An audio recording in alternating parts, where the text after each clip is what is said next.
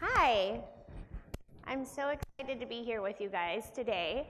My name is Savannah, and I'm going to walk around a lot, and then I might get winded from this big baby that's growing of me, and I might have to sit down, but I'm going to try not to. So I am going to be talking about some pretty sensitive subjects today, but I'm not going to go into horrific details. I want to focus on education, information, and just share some of my personal story with you about the experiences that I had as a child that led me to being trafficked as a teenager, and open up the floor at the end for you guys to ask me questions and dialogue. I do this work because I wish that I would have had somebody when I was a kid tell me it was okay to talk about this stuff, because I think I might have got help a lot sooner, and I didn't. And now I have an amazing, beautiful life that I love very much. But I want to share my experiences and my story so that other people have the courage to share things that they've experienced, or stand up for people that are experiencing bad things, or just really open up the eyes of our community to be able to stand up, speak out, and really advocate for each other in our communities. So I'm going to talk about a lot of different subjects besides just trafficking.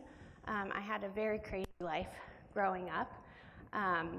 And so if any of the things that I talk about are triggering for you, are hard for you, please take care of your heart first. You're the most important person in this room, and I want you to be taken care of. And so if you need to step out, it's totally okay. And then also I'll be around for lunch if you have anything that you want to talk to me about. And there's also counselors here. So we'll dive right in. Sometimes when I start sharing my story, it's a little uncomfortable because of all of the things that I went through. But I want you guys to know that I'm okay. I have an amazing life. There is a happy ending, I promise. And I look forward to being able to share all of that with you guys today.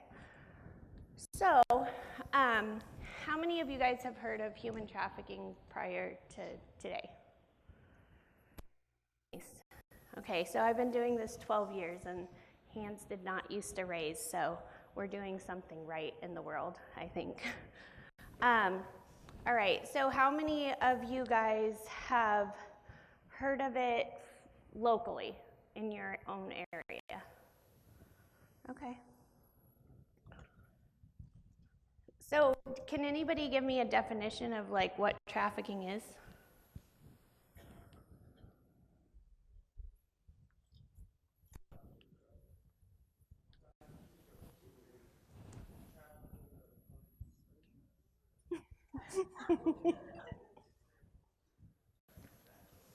Thank you. What were you saying? Okay, awesome. All right, so trafficking comes in lots of different forms, okay?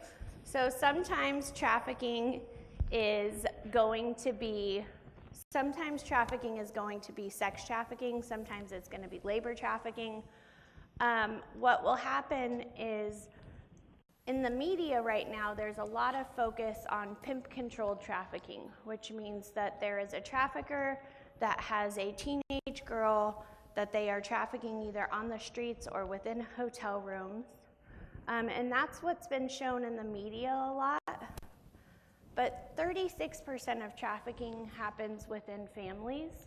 So kids are more often trafficked by their parents or their aunts and uncles or somebody within their family,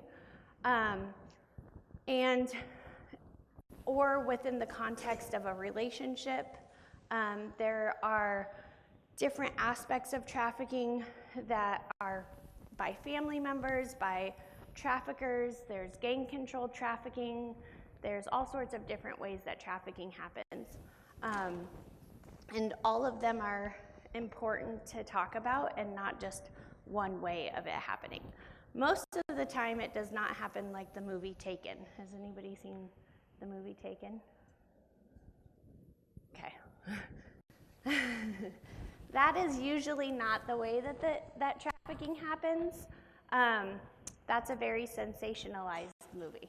So most kids who wind up being trafficked are runaway homeless youth, LGBTQ kids, kids who have experienced sexual abuse prior, because traffickers are really good at learning what to look for, and they look for vulnerabilities in kids who are at risk and who are having a hard time at home, somebody that they can recruit from online or off the streets, but it almost always starts with relationship building. And it almost always starts in the context of a relationship, whether that's a romantic relationship or within a family relationship. So I was trafficked by a gang when I was 16. And there's lots of things that led up to that I'm going to go into. So at the end, and after I tell you my whole story and all of those things, then I would love for you guys to be able to ask me questions. Will we be able to have a mic for questions? Yes? Okay, cool. Awesome. Okay. So my life started out kind of normal, I guess, if whatever that is. And my parents were married, and then when I was 6, they got divorced and moved to separate states. So my mom's side of the family had a long history of sexual abuse within the family. And when I was 6 years old, my cousin sexually assaulted me. And then that left me very vulnerable to more abuse because my grades started dropping. I started getting, I lost all my friends because I started acting out. I started wetting the bed. I started having all of these signs and symptoms that somebody had hurt me. And none of the adults in my life were able to recognize that because they thought that my behaviors changed because of the divorce of my parents. So then I started getting molested by another family member from 7 to 12. My parents didn't know really how to handle that or handle me and my behaviors. I didn't tell anybody. And my parents told me all the things that they were supposed to tell me, like, if anybody ever touches you, you tell me. My dad was kind of like a toned-down version of Liam Neeson, so he taught me self-defense and how to protect myself, and none of those things would protect me from being abused throughout my life. One of the things that my parents didn't realize is that statistically, I was 96% of abusers somebody that the child knows. And so my parents were afraid of strangers, and they were afraid of people in the community, and they wouldn't let me go to spend the night at people's houses, and they were afraid that I would get hurt by somebody that I didn't know. But they didn't know that the entire time, from 6 to 18, that I was sexually abused by different family members within our family. So a lot of the education that I do now is helping people understand safety and protection and all of those things that are actually effective in preventing sexual abuse from happening. Because if I can dwindle down everything that I went through and that I was trafficked, it was because I was sexually abused as a child and it never got addressed. And more so that my mom was sexually abused as a child, and she never got the help that she needed. And so that had a trickle-down effect within our family and affected her parenting and all of those different kinds of things. So I started moving. I went to 13 different schools by the time I was in 8th grade. So sometimes I would move schools anywhere from 3 to 4 times in a semester or a year. I was moving between Arizona and Nevada back and forth a lot. And then between 12 and 15, I was raped 5 times at either a party or at a friend's house or by somebody that I knew. And then in 9th grade, I dropped out of school. I started using drugs. I was running away at 14. At 15, I got into my first relationship, which was severely abusive in a domestic violence relationship. At 16, I was living in a meth lab with my boyfriend. Then I got on my feet and I got into a shelter and I got my own apartment and I started taking GED classes and I was working full time and I was gonna get my life on track. And then a guy that lived down the street from the shelter knew that there was nothing but teen girls living in the shelter, and he started recruiting people for pornography from the shelter because he knew that there was a lot of abused girls there. I was lucky to get out of that before anything happened, but I ran away again from there, started using again, and then when I was towards the end of being 16, I met a girl who was about 10 years older than me. We hung out all the time. She got me a fake ID. I was super cool. And she took me to all these clubs. And one night we went to a club, and it was on a weeknight, and I should have been in school the next day. And it was like 2 o'clock in the morning. So when I came out of the club, the guy saw me from across the parking lot, and he knew that I was vulnerable, right? Like, where were my parents? Why was this little girl out? And when I was 16, I did not look 16. I looked 12. I was like a baby. So he called us over and he started hitting on us and my friend and me, and he invited us over to his house the next day. And he said, you know, I really want you to come over and we'll hang out. You guys are pretty cool. It seemed very normal. We went there the next day, and my friend left, and he put his hand on my back, and he told me that I was going to be working for him. And I knew what that meant to an extent, and he told me I couldn't leave. And that night, I slept on his couch. He was a security guard. He had 4 children. He didn't fit the profile that the media puts out there. He worked a regular day job to keep up appearances and was a pretty prevalent member of a gang that was trafficking guns and drugs and people. And so the next day he took me to an apartment where I had to sleep behind the couch. I wasn't allowed to talk to anybody. I wasn't allowed to look at anybody. Nobody used my name. They had me call my dad on my cell phone and tell him that I had ran away and that I wasn't coming home and not to come look for me, that I was okay, and then they took my cell phone and they got rid of it.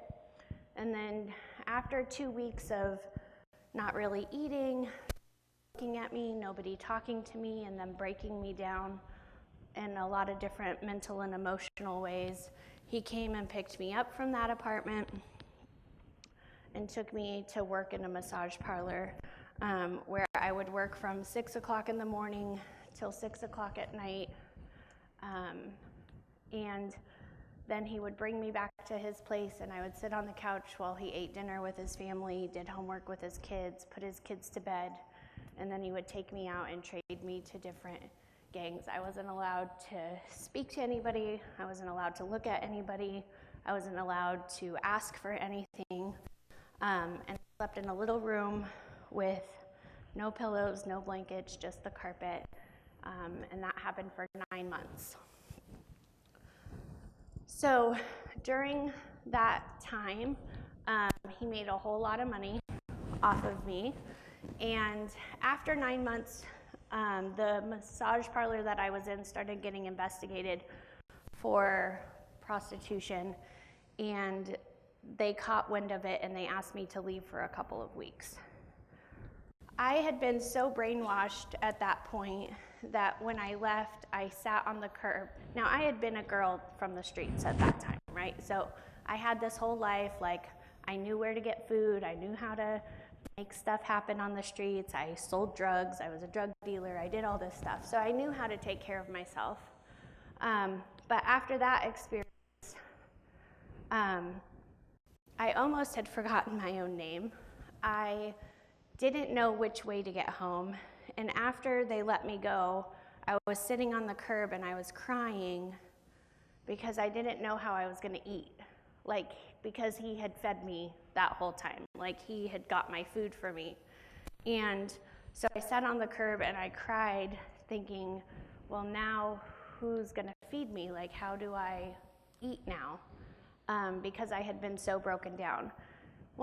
After a little while and I got my bearings about me, I was only one bus ride away from my house the whole time that I was going through that. And I had no idea because I was so isolated and so alone that I didn't know which way was up or down. Now I say all of that because those were all of the very bad experiences. When you're in a situation like that, you make the best of every situation, you survive. And that's what I had gotten really good at, was surviving. So during the time that I would be dropped off at the massage parlor and there were other people that were working there, like, I laughed and joked, and I think that, and like, we had fun and we talked to each other about different stuff. And a lot of people have a hard time understanding that because a lot of the questions that I often get is, why didn't you run? Why didn't you fight? Why didn't you try to leave? Why didn't you run when he wasn't with you? First of all, I had been groomed for trafficking my whole life because my body as a very young kid was used for sex. And so by the time he got a hold of me, I didn't think I was worth anything more than what he was doing to me, for one. I didn't have fight left in me at that point. That was kind of the last straw. It broke me. And I quit fighting at that point. And also, his manipulation and scare tactics, like, he knew where my little brother lived. He didn't ever threaten my little brother, but I knew he knew where he lived. So there was a lot of fear, there was a lot of confusion, there was a lot of different things like that.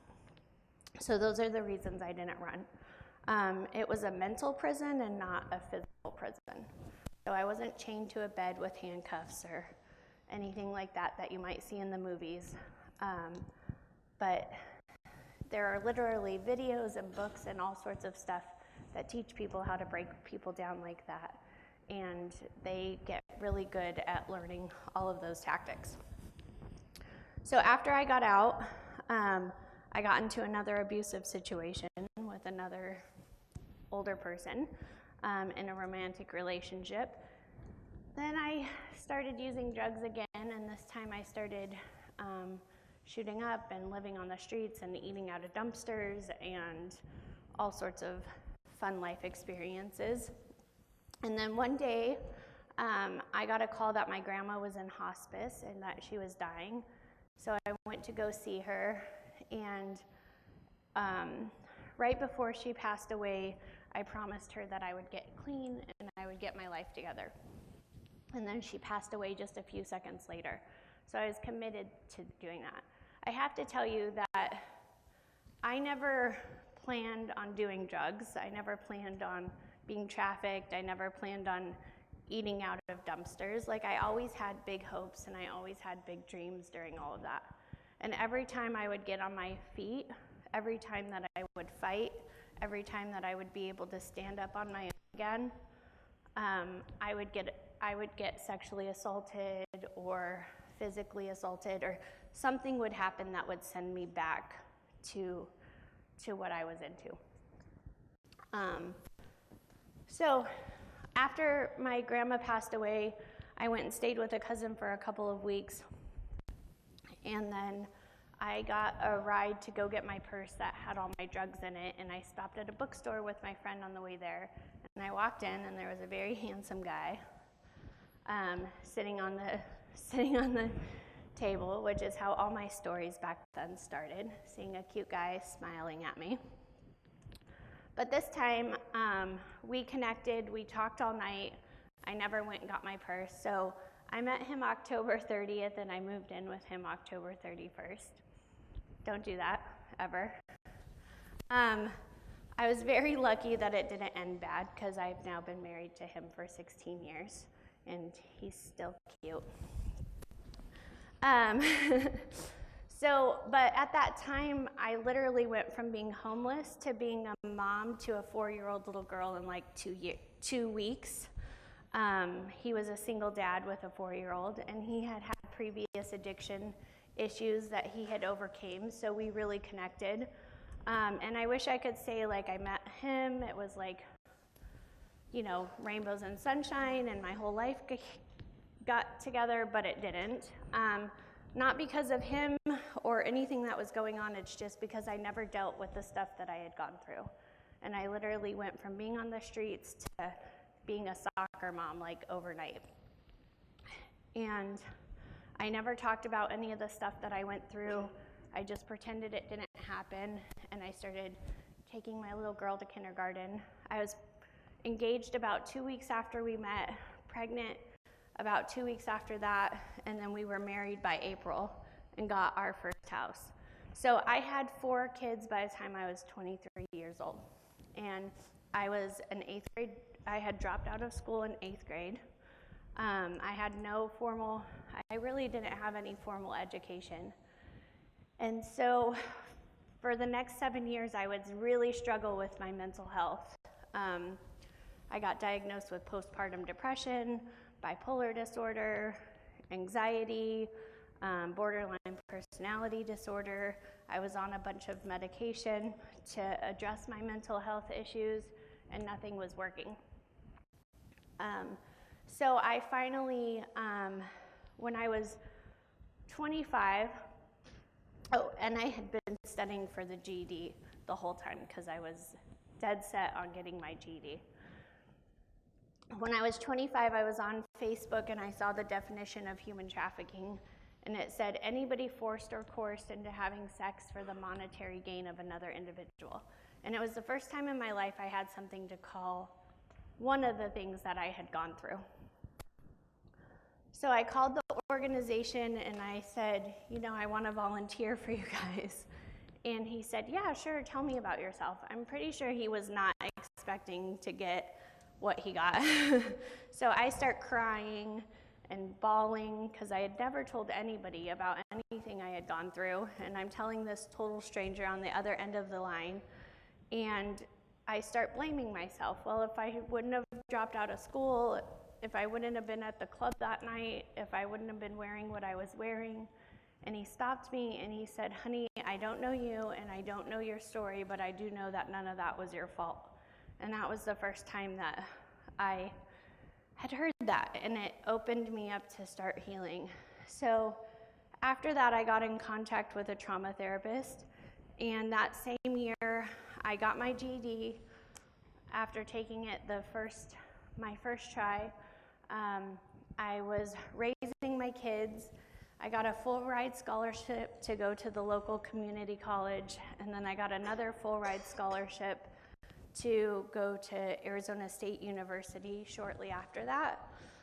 In my senior year, working 2 full-time jobs, caring for 4 kids, and going to school full-time, I got a book deal to write my story, and I wrote a book my senior year too. I don't recommend doing life that way, but if you have to, you know, you do you. So I would have preferred to take it slowly, but that's just not how I lived my life.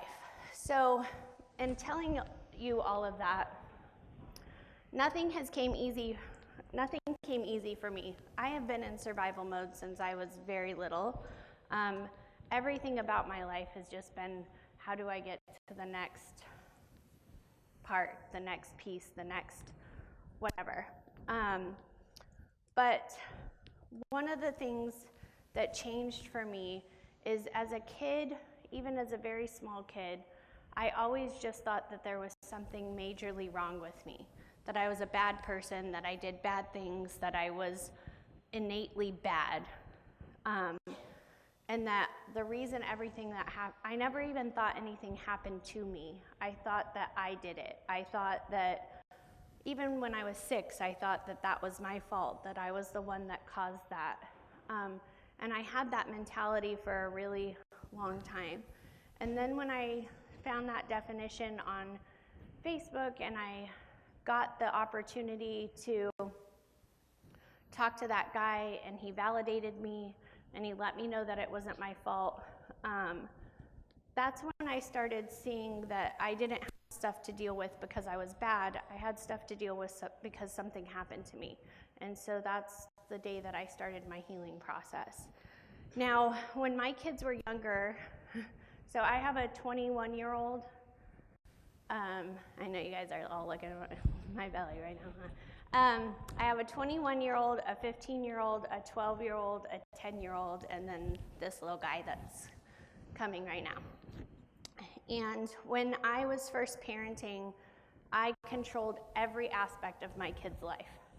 Everything. Like, they weren't allowed to play in the backyard. They weren't allowed to go anywhere. They weren't allowed to do anything. They were with me all the time at every moment of the day because I was terrified that what happened to me would happen to them. Through my journey and through healing and understanding and getting all the trauma out of my body, I've recognized that education was the most important thing that I could give to my kids. And I don't just mean school education. I mean like education and information, and having open, honest conversations about everything with them. So my kids all know my story, not to the full extent of everything because they don't need to know all the details. But we've been able to really completely break a generational cycle of abuse within my family. My mom has 8 brothers and sisters, and every single one of them were raped or molested as kids. My kids are the first generation to break that cycle because I did my own work first, and then I started educating and empowering my kids to be themselves. I have a whole array of kids. One's pansexual, one's gay, one's super straight. They have all sorts of different hobbies and life experiences. One goes to raves, one plays soccer almost professionally. So we have all sorts of different stuff, and I just always want my kids to know that they can be their absolute, authentic, unique selves, and that I'm there to support them and guide them and give them information so that they can make the best decisions for their lives however they choose to live it. So that being said, the one thing that I want to leave you with before we open up for questions and answers is I've been able to do a lot of things in my life now that I've dealt with the stuff that I've gone through, and I've changed my life, and I've worked really hard to be who I am. I've written a book, I've gotten degrees, I got to go to Fiji for 2 weeks. I've traveled all over the country, and I've shared my story to thousands of different people. And all of those are really awesome accomplishments, and I'm proud of them. But the thing that I'm most proud of is being able to give my kids a different life than what I had. And I will always fight for that. And also that I realize now, even though I look different and sound different and don't act the way I did when I was a teenager and I had all these different things against me, my worth today is absolutely no different than it was when I was 16 or 6 or 5. Nobody took my worth away, and nobody took who I was away from me, even though I've had to fight really hard to find that out for myself. So thank you so much for letting me be here to talk to you guys today, and I want to open it up for questions. And I think we have a mic going around. And I'm an open book, so you can ask me anything. But now I'm going to sit down with my wobbly self. Yeah, if you're in here, you can still, that's sensitive. You can tweet that in. I'm going to ask Miss Savannah again to give the definition of, is that you? That's me. Of sex trafficking. I want that to sink in for a second. Okay, I have. Oh, you have I have my thing. So sex trafficking is anybody forced or coerced into having sex for the monetary gain of another individual. So really that boils down to anything of value. So a lot of kids that I've worked with have been traded for rent or drugs or food by family members, or they've been sold directly for sex, for money, or profit in other ways. Having been here for 16 years, that definition that she just gave you has happened in this building.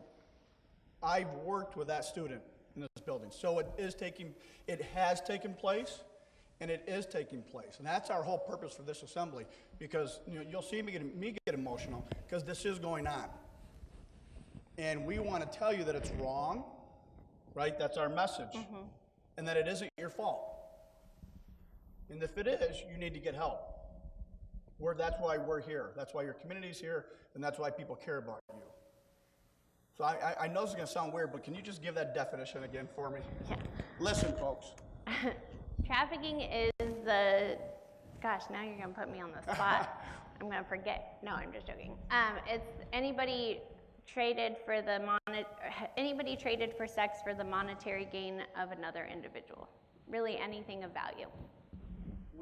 And again, we have that because there are people at times that don't have places to stay, and they can't get meals, and then you do what you have to do to survive. Yeah, one of the things that's really important to recognize too is under federal law and under federal definition, if you're under the age of 18 and you personally are trading sex for anything of value, whether it's drugs, food, clothes, money, it's considered trafficking under federal definition. There doesn't have to be a third party or a person controlling you, because under the age of 18, you're too young to consent. So a lot of time that's called survival sex, or it's called a lot of different things. But if you're under the 18, under 18, you don't have to have force, fraud, or coercion to be considered a trafficking victim. And there's different funding sources and support systems and different things like that. The thing that I would want you guys to know most likely, statistically, there are people in this room that have probably experienced some form of exploitation that they might not recognize. But most importantly, if you have experienced poverty and sexual abuse or homelessness or domestic violence or witnessed domestic violence, or your mom or dad have experienced different forms of exploitation or abuse, it makes you at higher risk. And those things are important for you to be able to talk about at some point. And if it's not now, whenever you feel that you are able to talk to somebody about it. I began healing the day that I told somebody my story for the first time. That's the day that I began to really heal from all of this stuff. And trafficking was just one component of that. And it sounds the worst, and it sounds as horrific because it is. But by the time I was trafficked, I had experienced so much trauma in my life that it didn't feel worse. It didn't feel different than everything else that I had experienced. And the people that were supposed to protect me and the people that were supposed to recognize what I was going through or be there for me to talk to weren't, because they had experienced all of their own trauma. And now I have a whole tribe of people that I can talk to and connect with, that within a community that I've been able to build for myself. And it started with me telling one safe person what happened to me, and not only them believing me, but them also validating me. So there were times throughout my life that I told people some of the stuff that I had gone through, and they didn't believe me, and they shamed me, and they made me feel bad about myself. And it wasn't until I found that one person that listened to me, heard me, and it just happened to be a stranger on the end of the other end of the phone.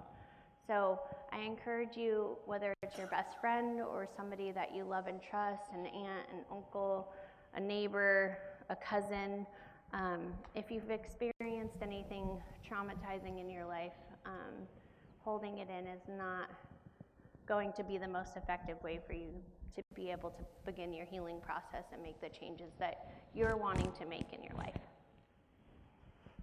Do we have any questions for Ms. Savannah?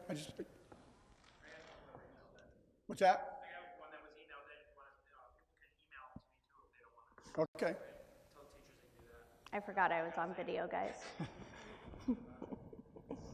a question we have is, how old are you? Did you eventually tell your parents what happened? And do you still have things that trigger you? Okay. So I am 34. And I did eventually tell my parents, but not until I was 25. My dad was very super supportive and loving, but it was really hard for him to hear because me and my dad have a really amazing relationship. And my mom, she didn't believe me. But my mom was also very abusive towards me. I didn't get into all of that, but my mom broke my ribs one time, and we have a really estranged relationship that we're currently working on at this point in our lives. But yeah, I didn't tell anybody till I was 25, and it's kind of been lots of pieces that have came out over the years. I personally don't get triggered anymore, but that's because I've done a ton of different trauma therapy work.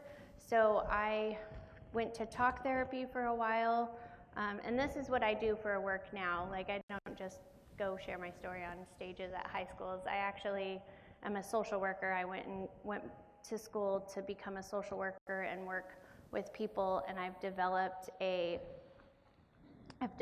curriculum called Conquer Trauma that teaches people all the stages of healing and support and all of those kinds of things so that they can overcome it.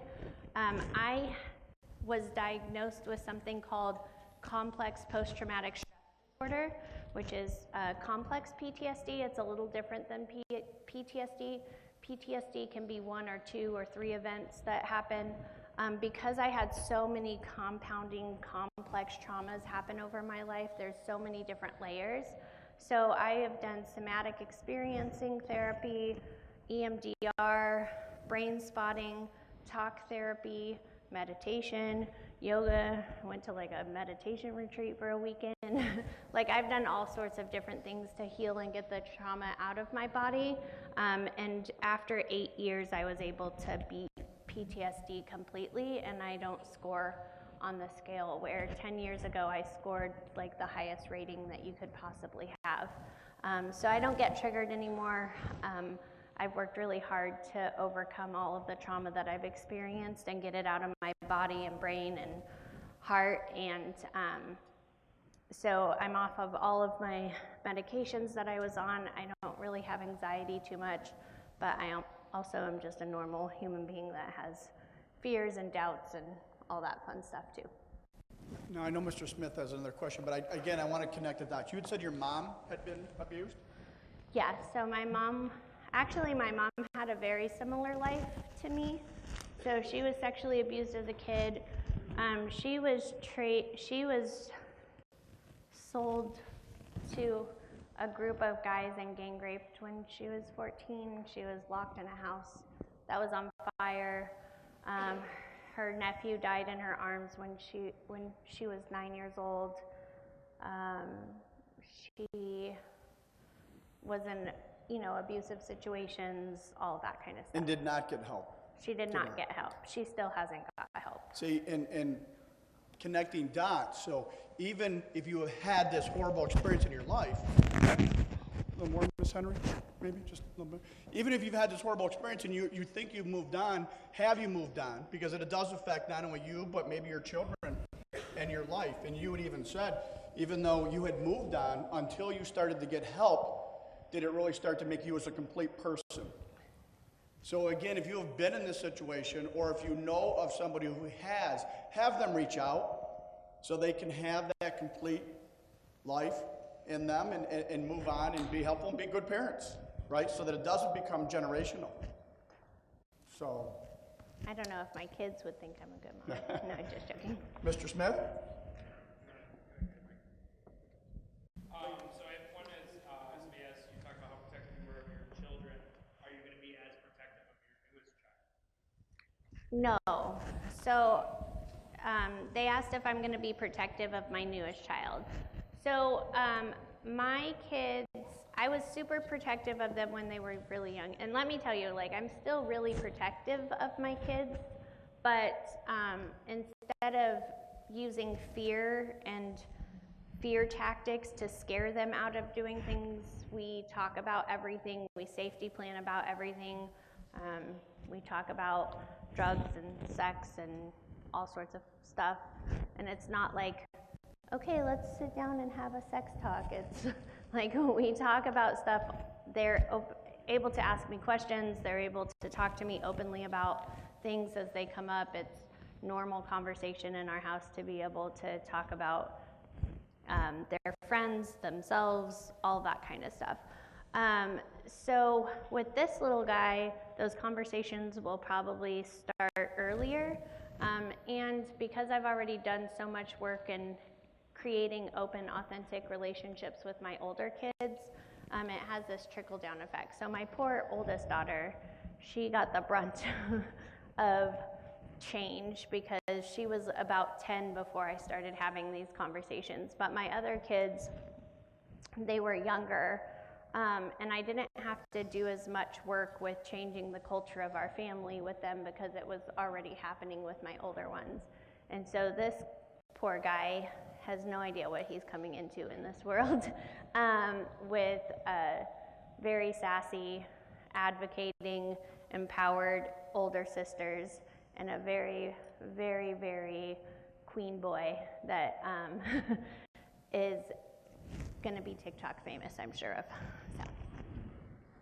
Questions? Anybody in the audience? Okay, there's one. Mr. Smith, right behind you. Go ahead. I didn't get that. Can you relay it? He said, was I worried that my kids would look at me different after I told them my story? Is that what you said? Yeah. So not really. And honestly, I've never sat down with them and just told them my story. Like my older two girls, my 21-year-old and my 15-year-old, they sometimes co-present with me and talk about what it's like to grow up with a mom that has experienced some of the trauma that I have.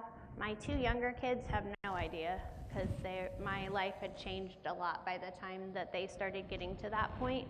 But more of our conversations are, again, just I'm never hey, honey, I never talk to my kids like that. I'm more get your, no, I'm just joking.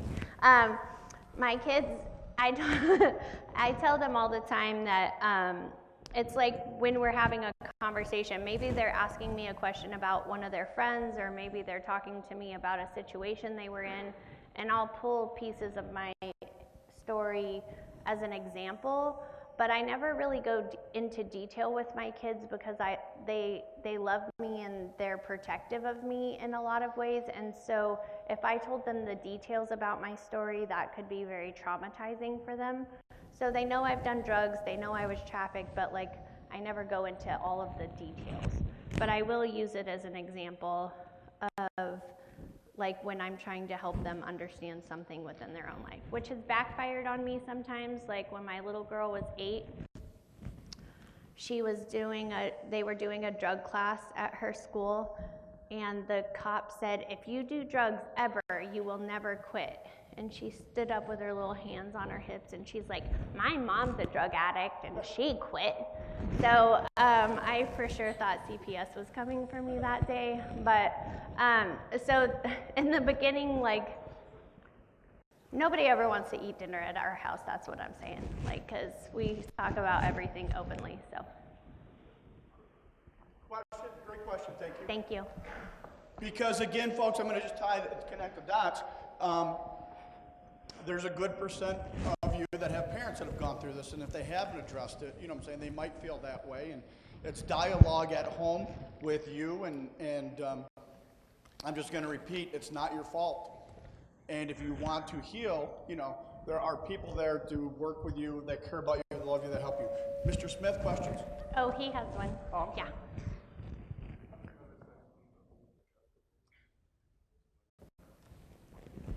I'm sorry, honey. Oh, you know, that's such a great question. Thank you for asking that. So, yep, he asked if I was never sexually abused or trafficked, what do I think I would be doing with my life right now? So I will be honest, one of the reasons that I got into social work and doing this work is because of my own experiences, and I don't know what I would have done with my life outside of that. But I'm actually at a very crucial part. So this is actually my very last speaking engagement. So you guys are my last crew. Because I've been doing this for 12 years, and not only was my life experiencing trauma, but the last 10 years have really been about overcoming trauma and learning about trauma and talking about drugs and talking about trafficking and talking about all of that stuff. And I don't really know what it's like to live like, I don't want to say normal life, because I'm an advocate, I go to rallies, like I'm a fighter, and I think I will always be that. But right now I feel like I'm in this very transitional period where I have this new baby coming, and I was very, very traumatized when I had my younger ones.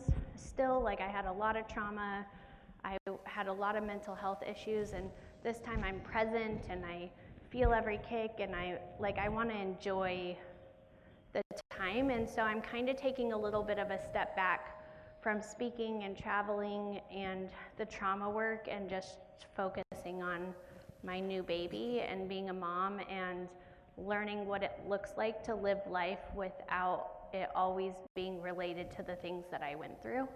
But I wouldn't change anything I've gone through. It's all made me who I am. I don't wish it on anybody. I wish that it wouldn't have happened to me. But I've got to live a really amazing life, and I think that it helps me connect to people in ways that other people can't connect, and I think it makes me more authentic and more able to be non-judgmental and just love people for who they are and where they're at. And I wouldn't want to change any of those things about myself. And I'm super hilarious. We do have over here one of the questions that were texted in. I think this is great, and we do have some counselors here too. What are some of the signs that a friend might be in trouble? And what are the first steps we should take to help a friend who may not know how to reach out for help? I can tell you that we are not going to drop this topic. We're going to continue to have information and reach outs on WEHS. So this won't be the end of it. But any signs or friends or help? So I'm kind of nervous to share signs, because I think a lot of times that's what we look for, is signs before we step in to help somebody, and there's not always red flags that are going to be present with people. I actually think it's probably the opposite. I think the best way that you can help your community and help your friends that are going through something is to be there for them, not to judge them, love them, and if they are experiencing something that they disclose to you, be with them while they tell somebody else and get the help that they need. Whether that's sexual abuse or trafficking or any of those kinds of things.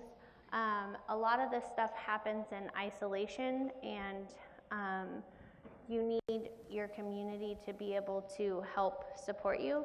And if they're not ready to get out of that situation, or they're not ready to get the help that they need, continuing to love them and support them for who they are, as long as it's not detrimental to your own mental health and your own well-being. Being able to support them through those processes, whether that's their parents getting a divorce, or they're having a hard time with their mom, or whatever the case may be. Building community and not making it more complex, and then reaching out to the school counselors or to anybody around here that is a safe adult that you can tell somebody to get services for. I will say that a lot of times people are afraid to try to get services because they don't want to be taken out of their home.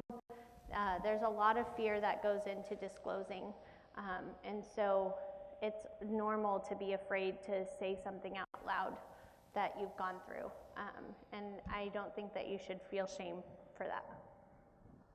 In what Ms. Savannah said, there are school counselors, but there's also many counselors or mentors in the building that are not associated with the school, because sometimes people are just a little concerned about being too close.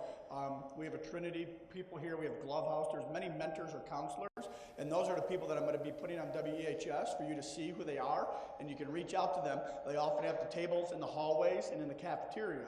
So we're going to start, getting them out. So not only are there school support, but there's outside of school support that, if you don't want to really get us involved, but there must be somebody that you can trust to a degree that you can reach out and we can get the ball rolling and supporting you. And also, I will say that the first time I ever disclosed my abuse, I was 9. And while it didn't end well and nobody believed me, the reason that I disclosed is because my cousin told me that something had happened to her.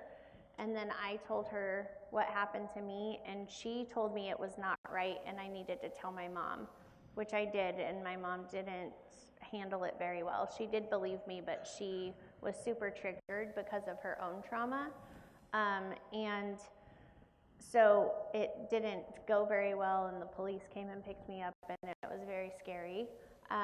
But things have changed so much since then.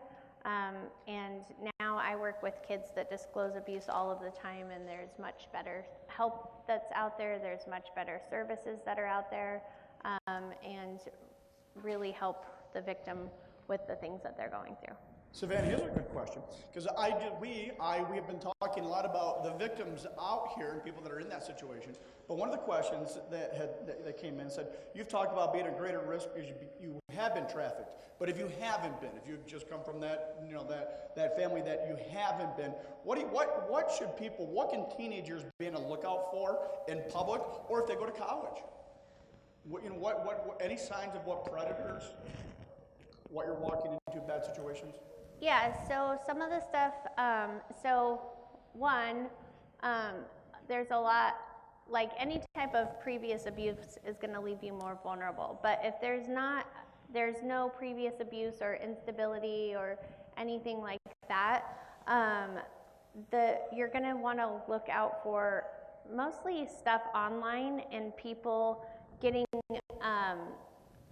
having, okay, so this is kind of a bad example, or good example, but it ended positively, so that's why I said don't do this. So me meeting my husband on October 30th and moving in with him October 31st, that was a bad idea, okay? I mean, it all worked out for me in the end, but that moving something super fast like that, moving a relationship really fast, like all of that kind of stuff is stuff to look out for. Isolating you from your friends and family.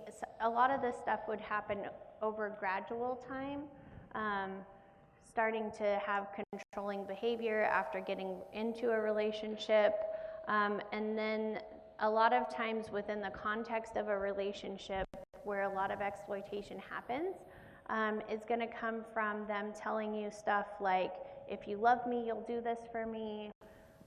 They might buy you a lot of gifts and then expect something in return. Like, I just bought you all of this stuff, I just spent all this money on you, and now we're broke and we're not going to make rent this month, and I need you to sleep with 5 of my friends, or whatever the case may be.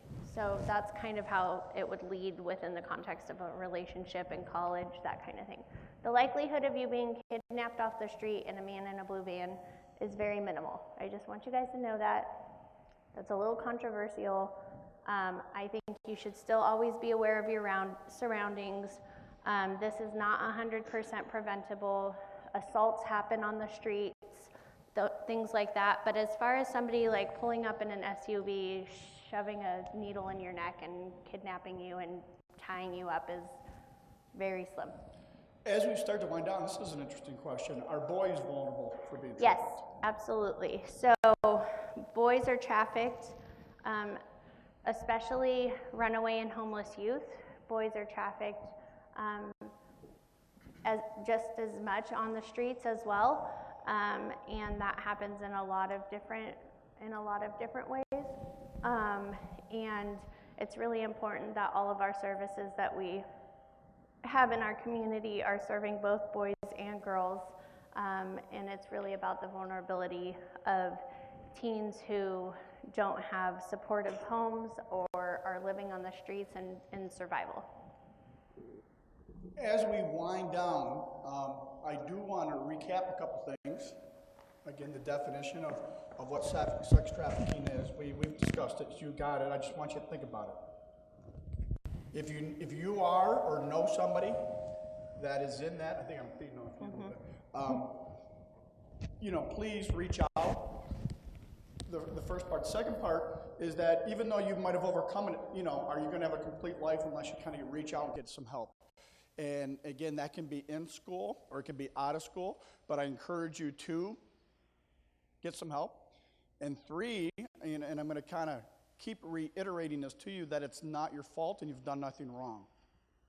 And that was the theme that I got from you, that it's not your fault if you're in a situation and that's happened to you. It's not your fault, and that we are here, we love you, we care about you, and we want to help you move forward in a healthy, productive life.